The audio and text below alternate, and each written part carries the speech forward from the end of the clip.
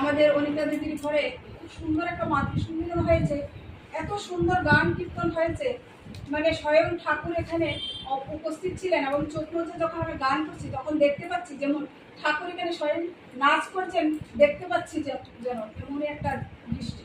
আর এত ভালো লাগছিল, মনটা আনন্দে ভরে উঠেছে। আর আমাদের প্রত্যেকের ভাবতে হবে যে গান কীর্তন ঠাকুরের যখনই যেখানে হয় ঠাকুর স্বয়ং উপস্থিত থাকে, সেটাই আমাদের ভাবতে হবে। আর আলোচনাতে দাঁড়িয়েছি, আলোচনা করার মতন জ্ঞান ভাষা ভক্তি আমার মধ্যে কোনোটাই নেই, তবু আমি দাঁড়াই আমার নিজের মতো করে আমি ঠাকুরের কথা বলার জন্য। আর বলতে গিয়ে অনেক ভুল ত্রুটি হয়, সবাই ক্ষমা সুন্দর দৃষ্টিতে দেখবেন। আমি কোনো বক্তা নই, আমি কোনো আলোচনা করতেও পারি না, আমার ভুল ত্রুটি সবাই ক্ষমা সুন্দর দৃষ্টিতে দেখবেন। জয় গুরু। ঠাকুরের কথা শুনতে এত ভালো লাগে। আজকে আমি রান্না করতে করতে কানের মধ্যে হেডফোন লাগিয়ে লাগিয়ে ঠাকুরের কথা শুনছি। এদিকে আমার মেয়ে আমার হাজবেন্ড কত কিছু বলছে, আমি ওদের কথা কিছু শুনতে পাচ্ছি না। ওরা বলছে দেখো মোবাইলটার কি অবস্থা। তো আমি মোবাইলটাকে এইভাবে ইউজ করি যেটা আমি ঠাকুরের কথা শুনতে পারি, আলোচনা শুনতে পারি। ঠাকুর আমাদের সত্যনাশনে বলেছেন যে তুমি লতার স্বভাব অবলম্বন করো আর আদর্শরূপ বৃক্ষকে জড়িয়ে ধরো। লতার স্বভাব অবলম্বন করো আর আদর্শরূপ বৃক্ষকে জড়িয়ে ধরো। এমন একটা বৃক্ষকে জড়িয়ে ধরবো যেমন লতা, আমাদের লতানো গাছ। লতানো গাছ কি করে, আমরা যদি একটা গাছ তার সঙ্গে বড় একটা গাছ বেঁধে না দিই তাহলে লতানো গাছটা কি হয়, মাটিতে পড়ে একদম লুটুপুটুকে নষ্ট হয়ে যায়, গাছটা আর উঠতে পারে না উপরে।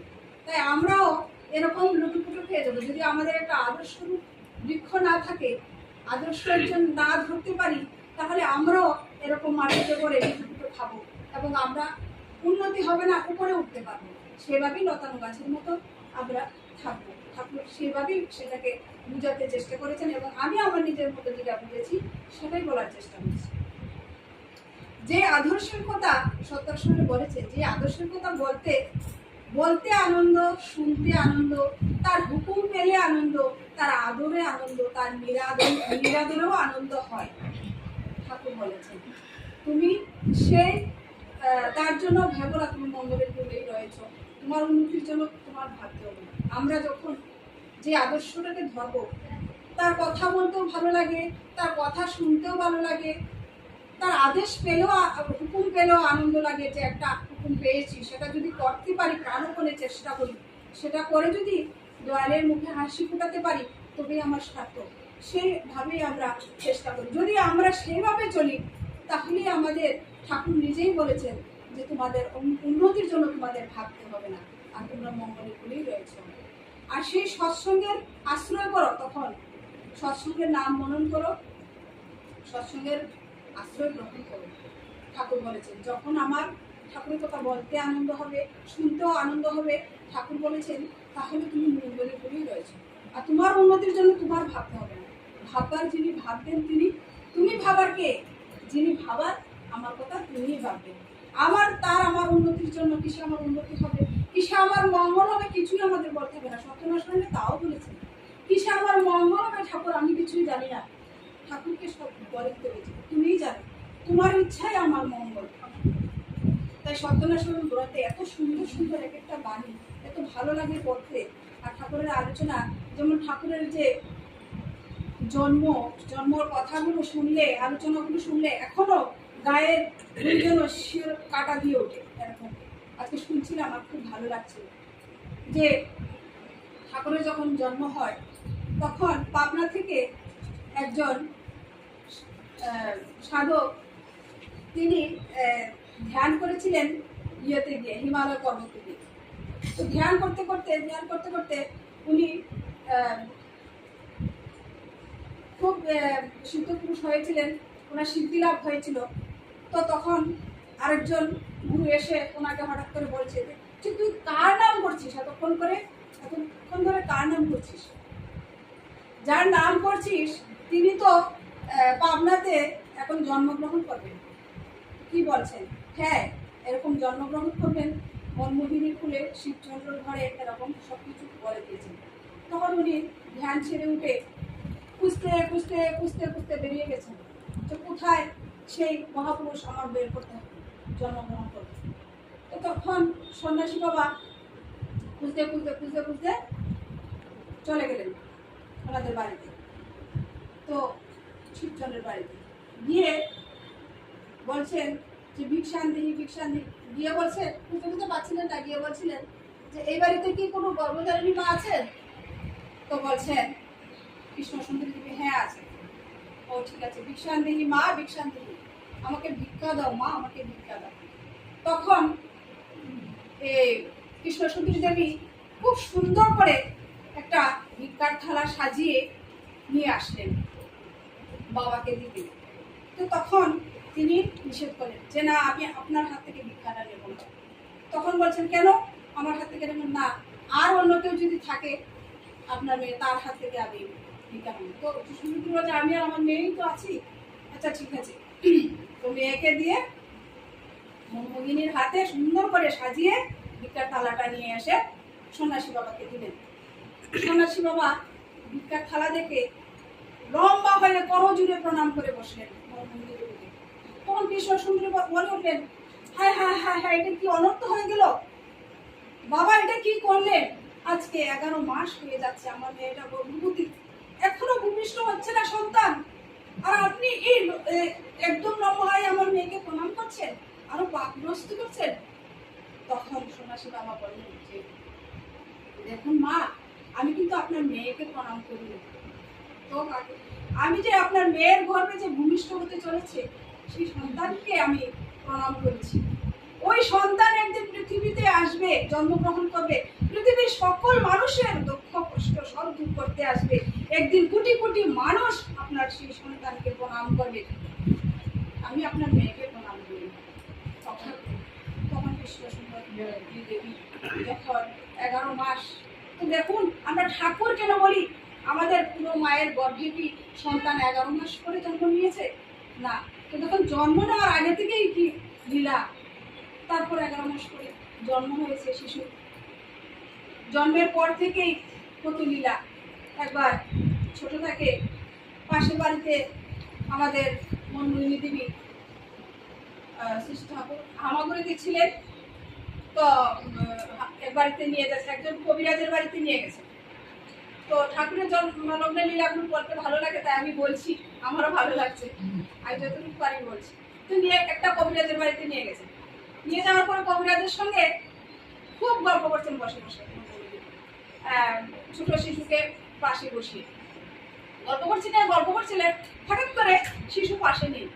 তো শিশু যখন পাশে নেই, কোথায় কোথায় কোথায় কবিরাজ বাবু উঠানে, চট করে উঠানে গিয়ে দেখেন শিশু উঠানে বসে কবিরাজ তাইলে বিষের বড়ি বাইরে রুদে দিয়েছেন, যে বিষের বড়ি একটা খেলে মানুষ মরে যায়, সেই বিষের বড়ি হাতে নিয়ে এই ছোট শিশু আমাদের ঠাকুর খাচ্ছে, অনেকগুলি খেয়ে ফেলেছে। তো বলছে মনো মনো, তোর ছেলে শেষ, তোর ছেলে শেষ, তোর ছেলে শেষ। কি হয়েছে কি হয়েছে? তোর ছেলে যে বিষের বড়ি একটা খেলে মানুষ বাঁচে না, সেই জায়গাতে তোর ছেলে মুখ মুখ করে বিষের বড়িগুলো খেয়ে নিচ্ছে। মা কি করবেন? আমাদের মতো সাধারণ আমরা যেটা করি সেইভাবে দৌড়ে গিয়ে মুখে বের করার চেষ্টা করছেন, আর শ্রী ঠাকুর খিলখিল করে হাসছেন, আর নিয়ে বের করছেন, আর ভিতরে তো চলেই গেছে, আর কি বের করবেন, খিলখিল করে আসছে। তো দেখুন কতগুলো একটা ছোট সময় লীলা। যখন আধু আধু কথা বলতেন, যখন ঠাকুর আধু আধু কথা বলতেন, তখন মনমোহিনী দেবী বললেন যে চল অনুকূল, ওই বাড়িতে একটা শিশু বাচ্চা জন্ম নিয়েছে রে, চল আমরা দেখে আসি। তখন আধু আধু কথা বলতেন, তখন শ্রী ঠাকুর বলে উঠলেন কি জানেন? বলে উঠলেন মা, যে শিশুকে তুমি দেখতে যাবে, কেন দেখতে যাবে? কেন দেখতে যাবো না, চল দেখতে যাবো। যে শিশুকে দেখতে যাবে, এই শিশু তো 18 দিন পরে চলে যাবে, আরেক দেশে চলে যাবে, শিশু আর থাকবে। কি বলছে সাজে বাজে কথা, বকা দিল। যখন একে একে একে একে একে একে 18 দিন হলো, সেই শিশুটি মানে চলে গেল। তো দেখুন এই ছোট শিশুর কথাটা কিরকম বাস্তবে পরিণত হয়েছে। পাশেই এর দাদা ফুলের বাগান করতেন, ফুলের বাগান যখন হাঁটাচলা করতেন শ্রী ঠাকুর, তখন গিয়ে গিয়ে ফুলের বাগানটা সব ভেঙে চুরে দিয়ে আসতেন। তো কে ভেঙেছে আমাদের ঠাকুর তো মিথ্যা কথা বলতেন না। ঠাকুরকে এসে ঠাকুরের মাকে এসে বলছেন, দেখলি তোর ছেলে আমার বাগানটা ভেঙে দিল, একদম সব গাছ টাছ উঠে দিল, একবার হয়েছে। তো এরকম করেছিস? হ্যাঁ মা এরকম করেছি। কেন এরকম করলি? কে করেছে? আরেকবার বাগান বানিয়েছে, আবার বাগানটা এরকম চুরি করে দিয়েছে। তো আবার এসে বলছে যে আবার এরকম করেছিস? হ্যাঁ করেছি। তো বারবার এরকম করার পরে উনি এসে জিজ্ঞেস করছেন, আমি তোমাকে কি করেছি? তুমি যে আমার বাগানটাকে এইভাবে তছনছ করে দিচ্ছ। তখন ঠাকুর কি বলে উঠলেন যে এই বাগান করে কি হবে? যেই বাগান করার দরকার সেই বাগান করো। তুমি যেই জায়গাতে যাবে সেই জায়গার বাগান তৈরি করো। এই জায়গাতে বাগান করে তোমার কোনো লাভ হবে না। কয়দিন পরে ওই দাদা ভদ্রলোকও চলে গেছে। যে সুন্দর দেশে যাওয়ার কথা ওই দেশে চলে গেছে। দেখুন ঠাকুরের কি কথা। তো আমরা পবিত্র ঠাকুরকে ঠাকুর বলবো না, কি বলবো? কি বলবো? এত সব ঘটনা, এত পরীক্ষা, একের পর এক পরীক্ষা। ঠাকুর নিজেকে কখনো ঠাকুর বলেননি। সবার ভক্তগণের সঙ্গে বসে ঠাকুর সবার সঙ্গে গল্প করছেন। সবাই বলছে ঠাকুর ঠাকুর। আমাকে ঠাকুর বলিস না, আমি কি ঠাকুর নাকি? আমি তো তোদের মতো, আমাকে ঠাকুর বলিস। তখন হঠাৎ করে ভক্তদের মধ্যে থেকে লাফ দিয়ে উনি চলে গেলেন। ভক্তরা বলছে, আরে এখন ছিলেন এখানে, এখন নেই, কোথায় চলে গেলেন? কোথায় চলে গেলেন? চলে গেছেন ওই যে অনন্তরায় ভক্ত ঠাকুরের ছিলেন, তিনি অনন্ত মহারাজ ঘরের মধ্যে কাপড় সাজিয়ে রেখে দিয়েছেন। উনি গলায় পাঁচ দিয়ে চলে যাবেন। উনি যে মহাপুরুষের ধ্যান করছেন, উনি ঠাকুরের দর্শন আর পাচ্ছেন না। এই দুঃখে উনি চলে যাবেন। আর শ্রী ঠাকুর লাফ দিয়ে উঠে গিয়ে ডাকছেন, দরজা খুল, দরজা খুল, দরজা খুল।